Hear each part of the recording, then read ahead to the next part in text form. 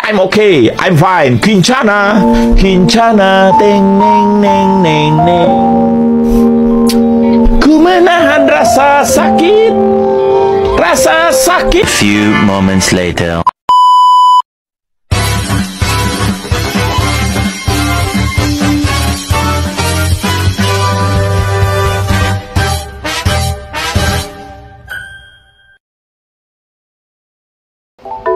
Assalamualaikum warahmatullahi wabarakatuh.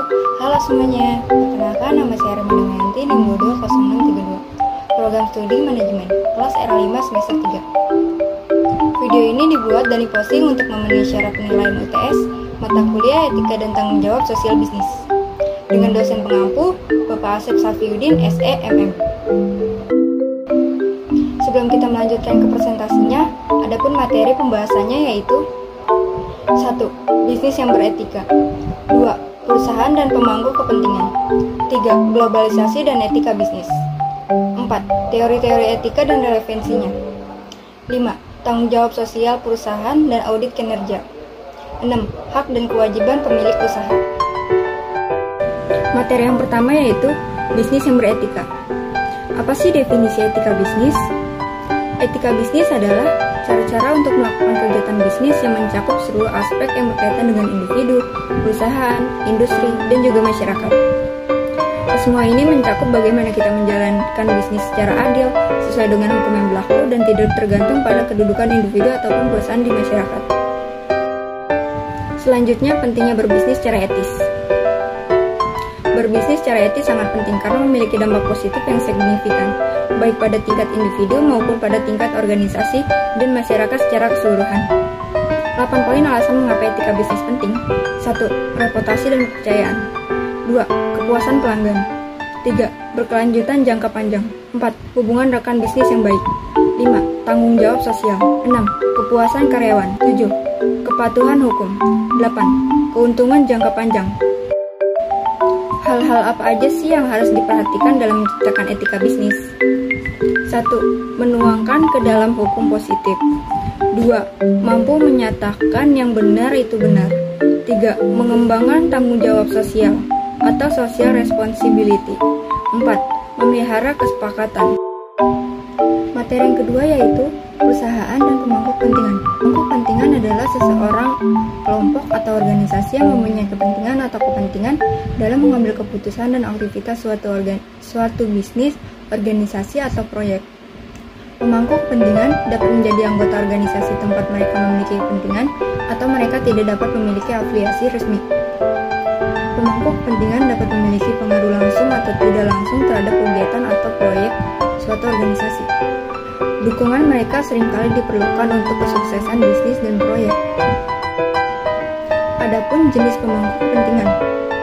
Pemangku kepentingan dapat berasal dari berbagai koneksi ke organisasi atau proyek. Jenis pemangku kepentingan yang paling umum adalah sebagai berikut. 1. Investor. 2. Kreditor. 3. Pemasok. 4. Masyarakat.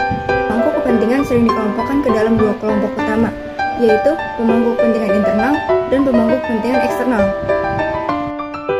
Selanjutnya, teori pemangkuan kepentingan atau stakeholder. Managerial capitalis adalah sebuah paradigma mengenai penguasaan perusahaan kapitalitas oleh manajer.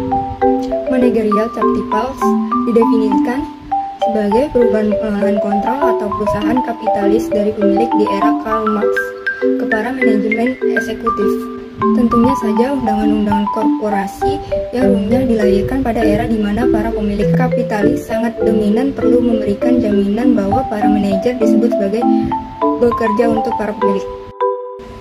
Materi yang ketiga yaitu globalisasi dan etika bisnis. Pengertian globalisasi.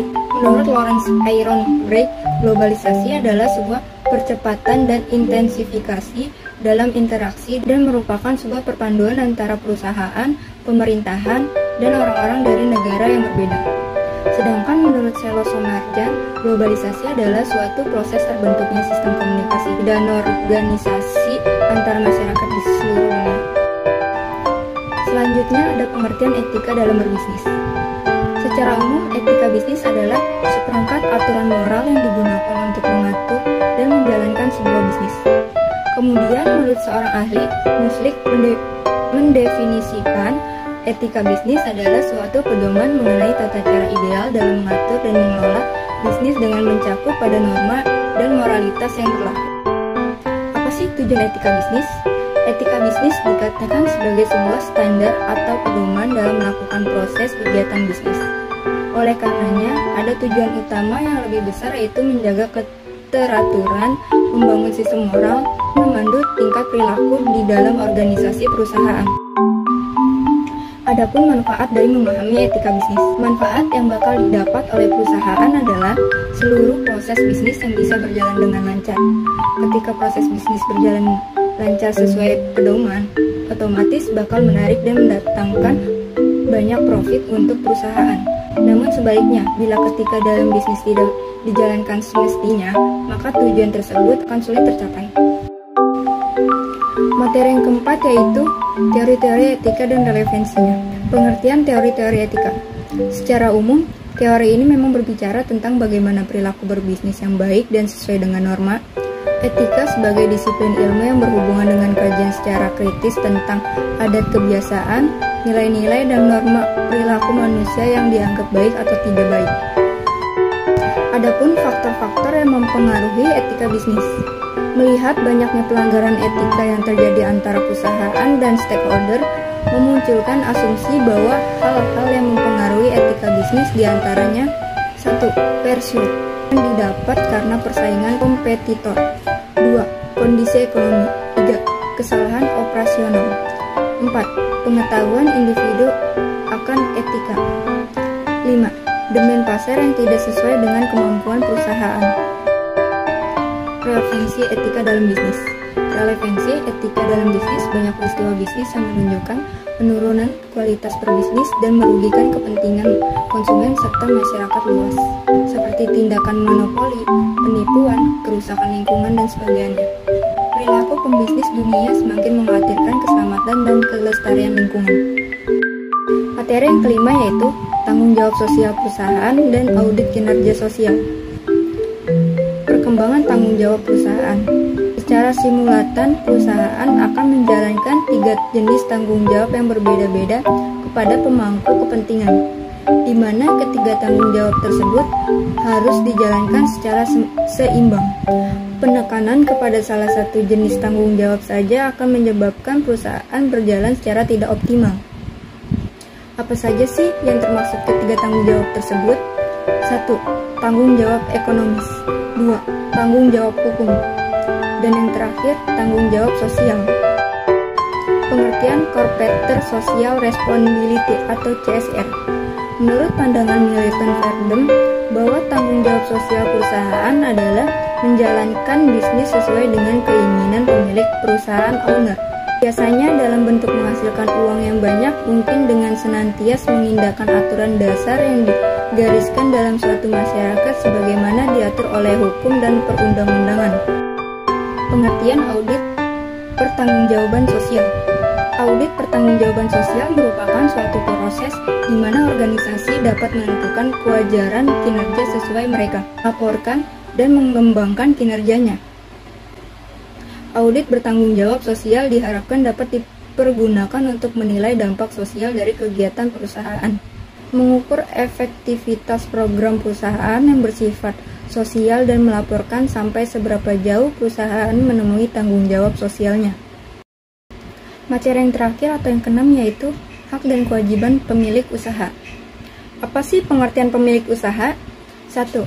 Orang perseorangan, persekutuan, atau badan hukum yang menjalankan suatu perusahaan milik sendiri. 2. Orang perseorangan, persekutuan, atau badan hukum yang secara berdiri sendiri menjalankan perusahaan bukan miliknya. 3.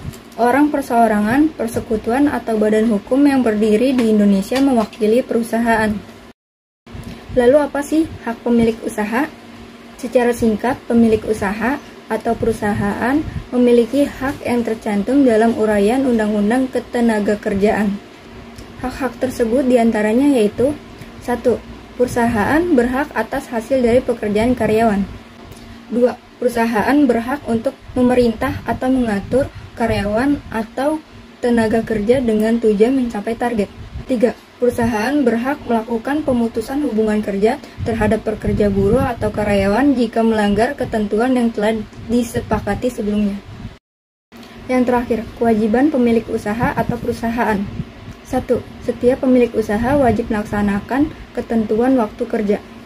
2. Pengusaha yang mempekerjakan pekerja atau buruh melebihi waktu kerja sebagaimana dimaksud dalam pasal 77 ayat 2 harus memenuhi syarat. Ada persetujuan pekerja atau buruh yang bersangkutan. 3. Pengusaha wajib memberikan waktu istirahat dan cuti kepada pekerja buruh. Pasal 79. 4. Pengusaha wajib memberikan kesempatan yang secukupnya kepada pekerja atau buruh untuk melaksanakan ibadah yang diwajibkan oleh agamanya. 5. Pekerja buruh tidak wajib bekerja pada hari-hari libur resmi. Pengusaha dapat memperkerjakan pekerja atau buruh untuk bekerja pada hari libur resmi apabila jenis dan sifat pekerjaan tersebut harus dilaksanakan. Mungkin hanya itu saja yang dapat saya sampaikan. Semoga video ini bermanfaat bagi kita semua. Saya akhiri, wassalamualaikum warahmatullahi wabarakatuh. Sampai jumpa semuanya.